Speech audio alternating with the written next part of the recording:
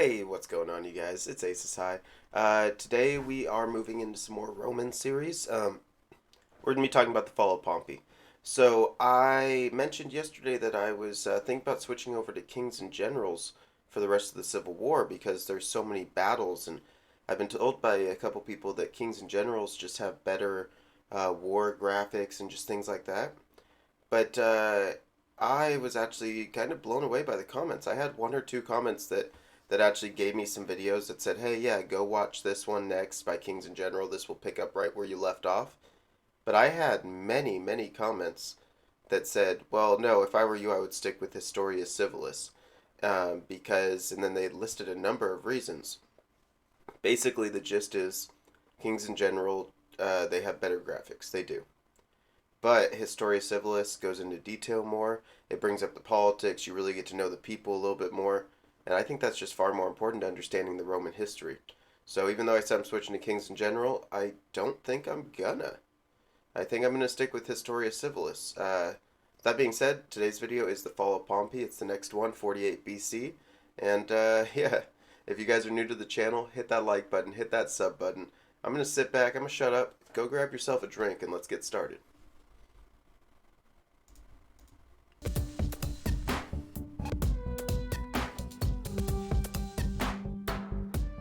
It was the end of the year 49 BCE, and the Roman Civil War was well underway. Julius Caesar had successfully pacified the Spanish provinces in a quick and impressive campaign, but this victory had been soured by losses. Oh, in the last video, I also asked about this space right here, and I appreciate whoever it was. I can't remember who it was, but I appreciate whoever it was that actually answered that. And they were just saying it's a mountainous region of Spain, and it's really hard to control, so it's not owned, or it's not taken by Rome at this time.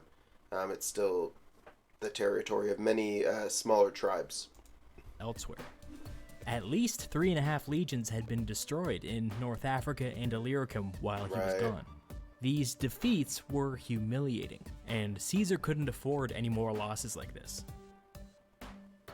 Pompey was in Greece, and from the looks of things, he was assembling a truly massive army. As it became obvious that Pompey was winning the recruitment game, the political winds began to shift.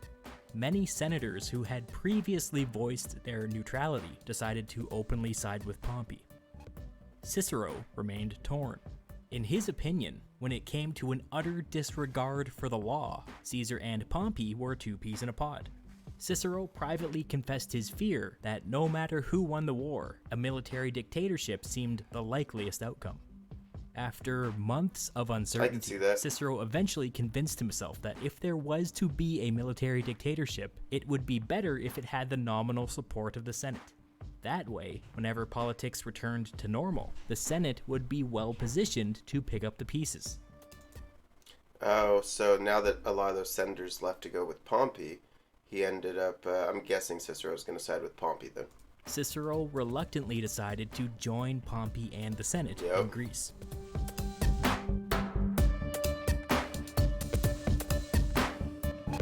In Greece, Cicero met up with Domitius Ahenobarbus, who had recently arrived from Massilia after facing off against the Caesarians. Cicero and Domitius were very different kinds of politicians, but as they talked, it became clear that they agreed on quite a lot. Both men agreed that Pompey had become a lot more authoritarian since the beginning of the Civil War.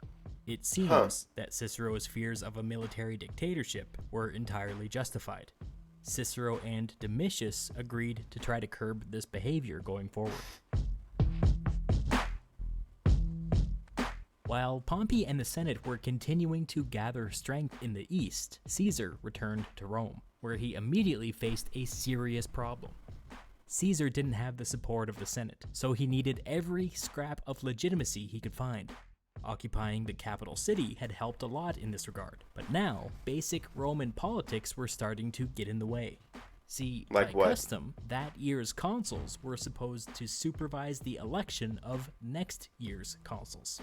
The problem was, Rome's consuls were in Greece, with Pompey, making an election impossible. Without elections, it was hard for Caesar to argue that this was the legitimate Roman government. Caesar suggested that they let a lowly praetor supervise the elections, but this was an unprecedented request, and Rome's religious officials struck it down. Marcus Lepidus, one of the few remaining elected officials in Rome, suggested to the Senate, or what was left of it, that they name Caesar dictator, an office created to temporarily give one individual full political power. This would Okay. allow Caesar to hold elections himself, without the need for the two incumbent consuls. I mentioned this before in one of the previous videos, and the word dictator. Isn't it interesting how much it's changed over the years? And not specifically the meaning, because the meaning is still the same, but it's what people perceive as a dictator nowadays versus Roman days. Very, very different. There was barely any Senate to speak of, but those present went along with Lepidus' request. Without very much fuss, Caesar was named dictator, and as dictator, he got to personally oversee the elections. You'll never believe who won. Caesar, of all people, would serve as consul for the year 48, alongside one of his lackeys. Let's take a moment here and just remind ourselves that the root cause of the Civil War was a disagreement over whether or not Caesar should be allowed to stand for election. Now here he was, less than a year later, overseeing his own election as consul. It must have felt pretty good. True. 11 days later, Caesar resigned as dictator. As consul, he would not need the dictatorial powers. Somewhere around this Really? time, Caesar had the Senate pass a law Does he end up getting dictator one more time, or what happens there? that finally fulfilled his promise to grant Roman citizenship to the people of Cisalpine Gaul. This was a long time coming, and a very big deal. First Okay, off, yeah. Caesar's legions were disproportionately from Cisalpine Gaul and the surrounding area.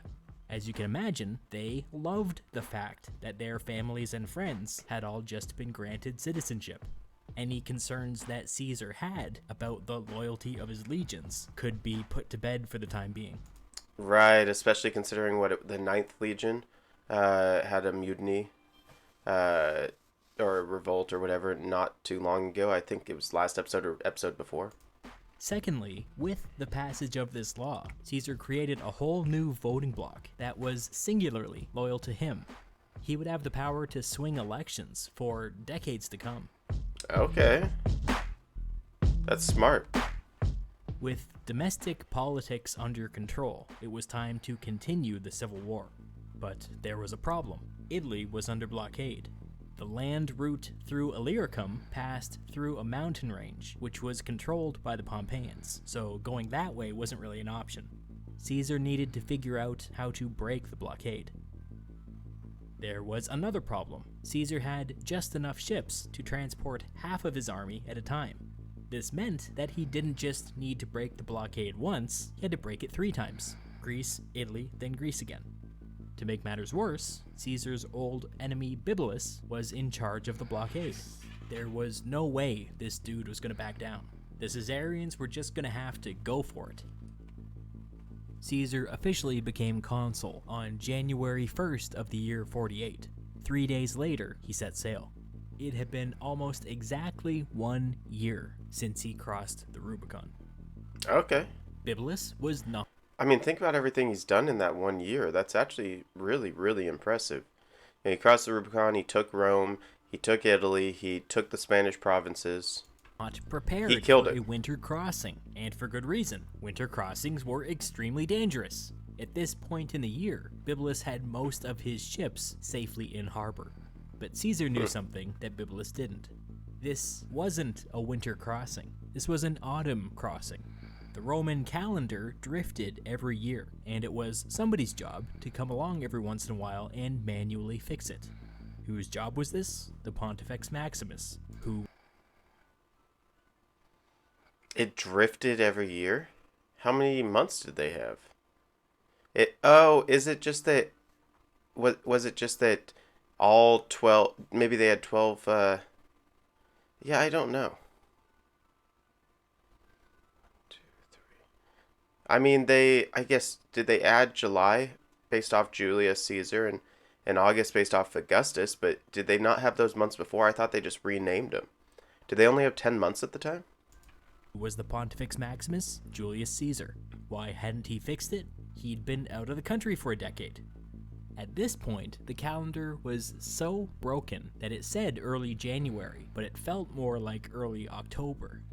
Bibulus was acting like it was January. Caesar was acting like it was October. It's dangerous to sail in October, but not impossible. Caesar took that risk.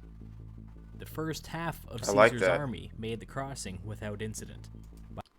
You know what it might be? Instead of doing the 31 days, 28, whatever, like we have nowadays, it might have just been that each month was 28 days or something like that, and you lose a couple days, you lose like 15 days every year.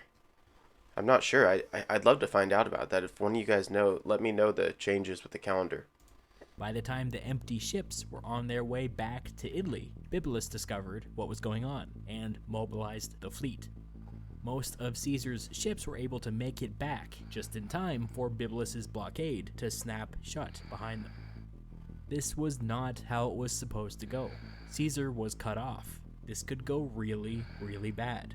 Okay. He's only got, what, half of his Pompey people was there? using the nearby city of Dyrrhachium as his main supply depot. Now that Caesar was cut off from Italy, he needed those supplies. Caesar took his tiny half army and marched on the city.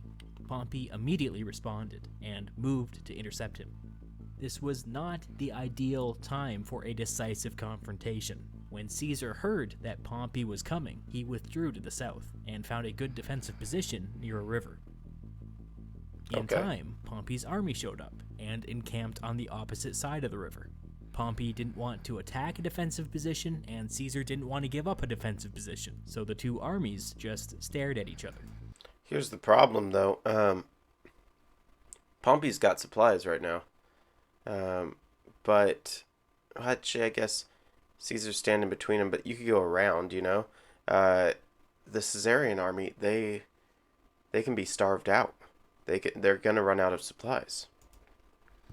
Everybody knew that the stranded Caesarians would run out of food eventually. Yeah, exactly. Their only hope was for the reinforcements from Italy to show up before that happened. The Caesarians in Italy made several attempts at a crossing, but were turned back every time. Ancient Roman ships were not really designed for long voyages, which meant that every 2 or 3 days, crews had to come ashore to gather food and water. Caesar began sending patrols up and down the coast, with orders to attack these crews on sight, hoping that this would put a strain on the blockade. Okay. It did. Before too long, Bibulus sent his second-in-command to negotiate with Caesar.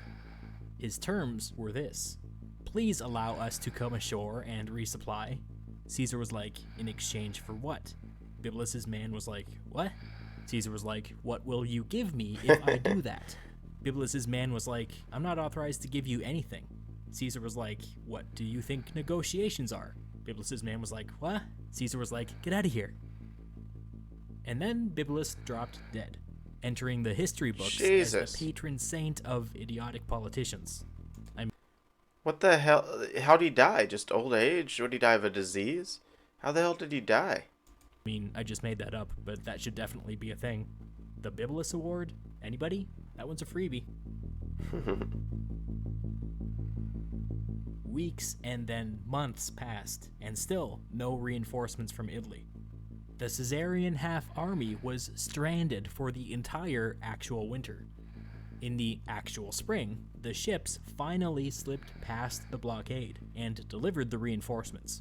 The Caesarians were still outnumbered, but at least now they stood a fighting chance. Okay. Of course, having the full Caesarian army in place didn't change the fact that they were still cut off, with virtually no food.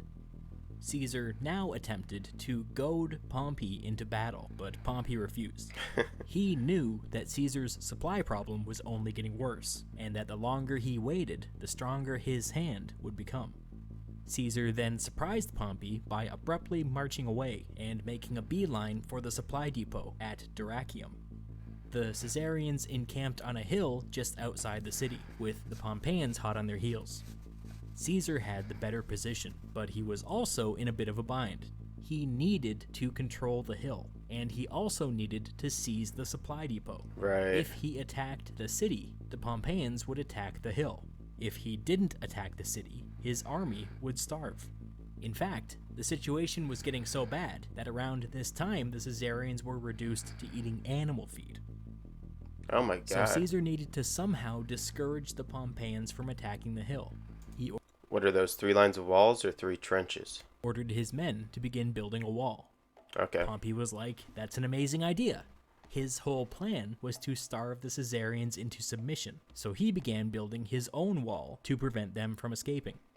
It was now a race. Whoever was faster at building a wall would be able to circle around the other army and block them in. Over the next days and weeks, both sides sent raids to disrupt the other's construction. In time, Caesar's wall stretched over 31 kilometers, Jesus. while Pompey's was a little under 28. Caesar was winning the race, barely. Caesar's slight wall advantage allowed him to cut off Pompey's water supply. Now, even though Caesar's men were starving, Pompey was the one under time constraints. He began probing Caesar's walls, looking for weaknesses. Without warning, Pompey attacked a section of Caesar's wall with 4,000 or 5,000 men. Okay. There were only 700 Caesarians in the immediate area, and reinforcements were several kilometers away.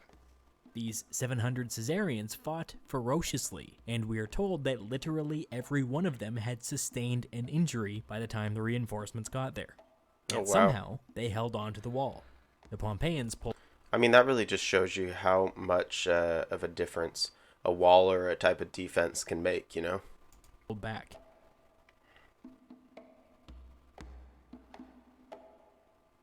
As the days passed, the raids got more and more intense. Eventually, Pompey caught a break. 2 Gauls from Caesar's army defected over to his side and outlined the weaknesses in Caesar's defenses. This was Pompey's chance. He launched a nighttime attack against the section of the wall near the coast, with 25 or 30,000 men. This time, the Pompeians broke through the wall, overwhelming the Caesarians and causing them to flee. Mark Antony brought up reinforcements and stopped the bleeding by setting up a secondary line of defense, but the damage was done, and the Pompeians had successfully captured an important section of the Caesarian wall. These 2 lines of fortification had actually shifted a bunch over time, and Pompey used his victory as cover to seize one of Caesar's abandoned forts in no man's land. Caesar thought that this was a serious tactical mistake. This fort was far from the action, which would make it difficult to reinforce. He sent a group to attack the fort along a circuitous route so the Pompeians wouldn't see them coming. It worked. The Pompeians were oblivious until the moment the Caesarians attacked. But the problem is now many of them have left the wall unattended, you know? Even if they win this attack, the Pompeians can basically run straight over, I think. Burst through the walls pretty easily, only to discover, ruh-roh, the Pompeians had built a secondary set of walls inside the fort. Now the Caesarians were sandwiched between 2 sets of walls, and as the fighting intensified, things started going badly. Some of the Caesarians had the idea to circle around and attack the fort from the other side. They disengaged from the main battle and began looking for a door. However, in the heat of the battle, they got kinda turned around and found themselves following the 28-kilometer Pompeian wall away from the battle. How? By this time, the Pompeians were able to get their act together and counterattack. Now it was the Caesarians who found themselves isolated. The whole thing backfired. Pompey ordered his cavalry to circle around and attack the lost Caesarians. They broke and fled. The Caesarians back at the fort saw their men fleeing in the distance and assumed that the entire battle had been lost. They, too, panicked and tried to flee. However, these guys were still sandwiched between the 2 walls of the fort. There was a bottleneck, which caused pandemonium. Caesar tried to stop the rout, but he couldn't. Things got so desperate that one of his own men tried to kill him with a spear. Caesar's bodyguards were there and saved his life. Jesus. In the aftermath of the Yeah, that went extremely crappy. Battle of Dyrrhachium, Labienus, Caesar's old second-in-command, who was now serving under Pompey, made a point of going to visit the Caesarean prisoners. He condemned his former brothers-in-arms as traitors to the Republic, and personally made sure that each and every one of them was put to death. Labienus was all in, apparently. Jesus. Caesar had been defeated. He was out of food, out of options, and had no choice but to attempt to withdraw. He was surprised when Pompey didn't try to stop him. He told his advisors that the enemy would have won today if they were commanded by a winner. It's kind of a slap in the face. I mean, Pompey was a decent general, wasn't he? After their victory at Dyrrhachium, many of Pompey's advisors argued that they should take this opportunity to sail to Italy and retake Rome. Pompey disagreed, arguing that a withdrawal would make it look like he was afraid to fight Caesar, which is a weird thing to say after winning a battle, but whatever. Besides, Pompey argued, Caesar's army was weak and growing weaker. If he stayed, the decisive killing blow would come later this year. Patience. The opportunity for that decisive killing blow came 1 month later, near the city of Pharsalus. I made a thing entirely devoted to the Battle of Pharsalus, and I'll link to it at the end of this. But basically, here's what happened. Pompey deployed next to a river. The main attack would take place on his left, with Domitius Ahenobarbus commanding the infantry and Labienus commanding the cavalry. Two capable commanders, each with experience fighting with or against Caesar. True. Pompey's plan was to let And they both are not the biggest fans of Caesar, that's for sure. Caesar come to him, and then spring his trap. When the two armies clashed, Labienus led a cavalry charge on the left. Caesar had anticipated something like this, and had built up his infantry reserves on that side, including an extra line of spearmen hidden behind his lines. Labienus's cavalry charged right into the spearmen. The cavalry fell into a full rout, at which time Caesar pushed forward with all of his reserves. Domitius tried to hold the line, but the Pompeian cavalry was in full flight, and he was outnumbered. In time, his infantry also began to flee. Okay. Some say that Domitius died fighting, and others say that he was stabbed in the back as he was fleeing. Oh, God. After That's something you don't want said about you. You were stabbed in the back as you were running away from battle. the fall of Pompey's left, the rest of the army didn't stand much of a chance. The center collapsed, and then the right, and then it was all over. Caesar was victorious. What about Pompey? How did he die? Cicero and Cato and a bunch of Rome's most prominent politicians were back at camp, waiting to hear how the battle went. When they got the news, they were devastated. Cato suggested making Cicero the new leader of the Pompeian faction. It made sense. As an ex-consul, Cicero was one of the highest-ranking politicians present. Okay. Unlike Pompey, Cicero was politically savvy, and unlike Pompey, Cicero had a good-ish relationship with Caesar. When Cato and Cicero were having this discussion, were they thinking of a negotiated settlement? We don't know. That's what it sounds like. This whole period contains a lot of interesting what-ifs, but this is my favorite. Cicero turned him down, saying that the civil war was essentially over, and that he intended to return to Rome and influence the peace. Remember Cicero's justification for joining the Pompeians in the first place. If there was going to be a military dictatorship, it would be better if it had the nominal support of the Senate. Right, If Cicero okay. returned to Rome, maybe he could make sure that the Senate retained its power. Cato didn't agree with Cicero's reasoning, but respected his decision. Cato decided to lead the Pompeians to North Africa, where they would continue the fight. The two men said their goodbyes. They would never see each other again. North Africa, isn't there something between Cleopatra and Julius Caesar? I mean, I'm sure we'll find out when we get down here, but yeah. Pompey didn't go with... Or no. I feel like an idiot. Definitely not. Yeah, I don't know what the hell I'm saying. Never mind. the rest of the Pompeians. Instead, he boarded a ship and set sail for Egypt. The Egyptian pharaoh owed Pompey a massive favor, and maybe, if he was nice, that favor would come in the form of a shiny new army. Nearly 2 months later, Pompey arrived in Egypt. After a good deal of waiting around, he was granted an audience with the Egyptian pharaoh. A small boat came to pick him up. The crew greeted him in Latin, but when Pompey tried to make small talk, nobody responded. Unsettling.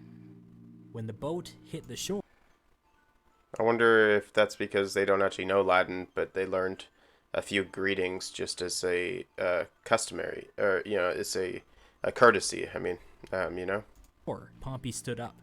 The guy behind him stood up as well, drew his sword, and stabbed him in the back. There was a brief struggle, but Pompey fell, pulling his toga over his face with his last breath. The Romans considered this a dignified way to die. Oh my God. That's how he died? Pompey Magnus was dead. Many believed that the civil war was over. Caesar now wielded unrivaled political power, but it remained an open question what he would do with it. I can't believe that that's how Pompey died. Jesus Christ. How did, do we know more about that? Was Caesar behind this? Did the people of, did they support Caesar and that's why they did it? Or what happened? Seriously. Jesus Christ, man. Oh my God. Well, I hope you guys enjoyed it. Till next time, this is Ace I love y'all. And I'm out.